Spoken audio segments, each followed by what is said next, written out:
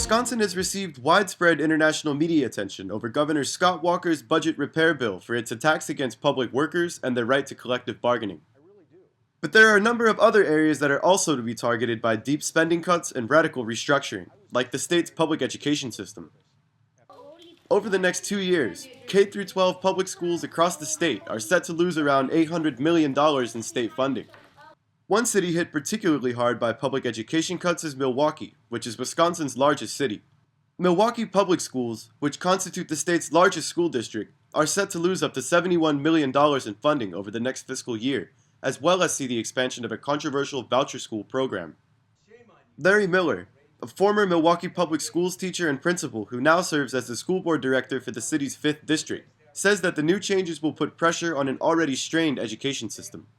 The governor has pretty much declared war on us in two ways. One, by cutting our resources, and two, by supporting the expansion, the unlimited expansion, lifting all caps on private school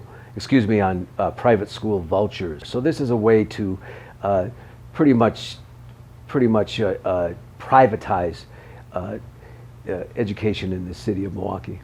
Milwaukee's standing voucher system, officially called the Milwaukee Parental Choice Program, allows for qualified low-income students to attend private and religious schools with tax dollars earmarked for public education spending.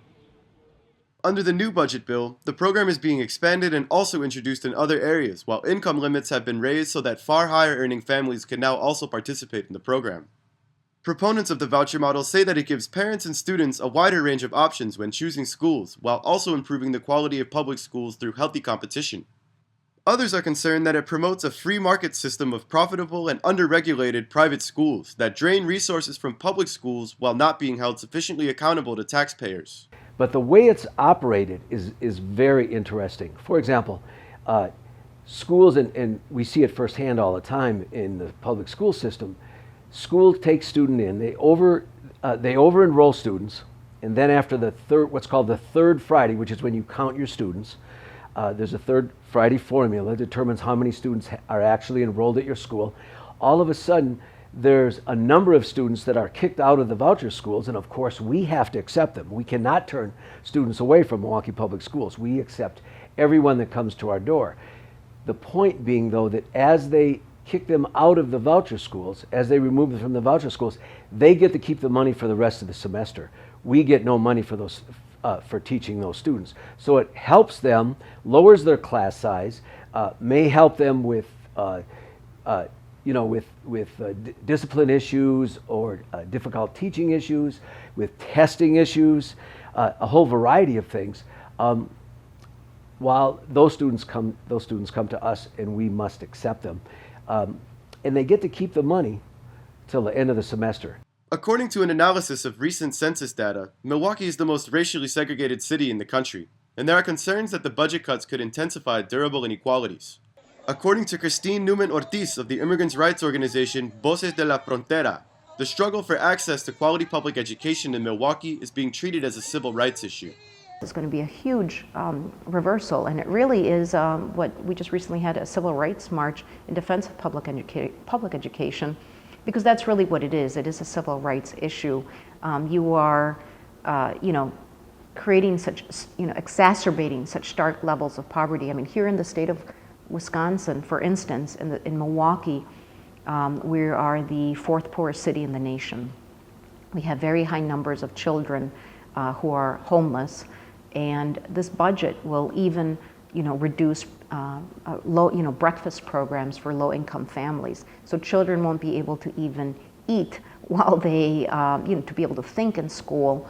While at the same time, this budget has been transferring, now it's up to $200 million of tax breaks to the wealthiest, families and large corporations. One Milwaukee public school targeted by budget cuts is La Escuela Fratney, a specialty two-way bilingual elementary school with a curriculum in English and Spanish that emphasizes community and family participation. Fratney is set to lose 33% of its already tight staff at the start of the next school year, leaving many outraged parents worrying over the future of not only the school, but also their children and communities. I think we will have a lot of kids that drop out of high school. I think that we will have a lot of parents that are discouraged and may just decide not to send their kids to school. And I think overall we will have a bunch of non-productive individuals within our society that are contributing negatively towards our society. A number of parents and faculty members have engaged in various forms of grassroots organizing to resist moves against public workers and education. For some parents at La Escuela Fraterney, like Jasmine Allender, who is also a member of the education advocacy group I Love My Public Schools, education is one of many institutions being targeted by Republican lawmakers in Wisconsin. I think it's part of a concerted effort to kill public institutions across the board. And we wrote a lot of letters to legislators from parents talking about what public schools would lose, and we received a response from one Republican legislator from Whitewater, and he, in the letter, said that public education was a social welfare agency and a jobs creator for public sector unions. The art teacher, physical education instructor, and librarian are among the more than a dozen staff at Fraterney whose positions have been terminated under the budget cuts. Sue Pesanowski-Brown, who is now being laid off after 10 years of teaching art classes at Fraterney, says that students will be missing out on essential learning processes due to further reductions in public school arts programs across the country. That people acquire information in different ways, and the cuts over the years have narrowed the field of how children can be successful. Losing music, losing physical education, losing art is not just losing the extras, it's really losing ways that children learn intellectually, the way they acquire information and the way they communicate it back out to the world. So I don't think of art simply as an expressive or creative outlet. I think of it as a very rigorous intellectual thing. Laid-off Fraterney librarian Mayra Negron worries that the children's educational experience will not be the same after the cuts.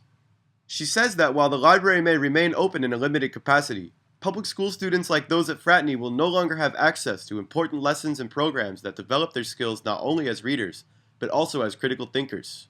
We want to be able to teach children from early on that they can think, that information is important, that it's accessible to them, that they need to be able to learn how to filter that information and compare what they see and what they read and make judgments based on the information they get.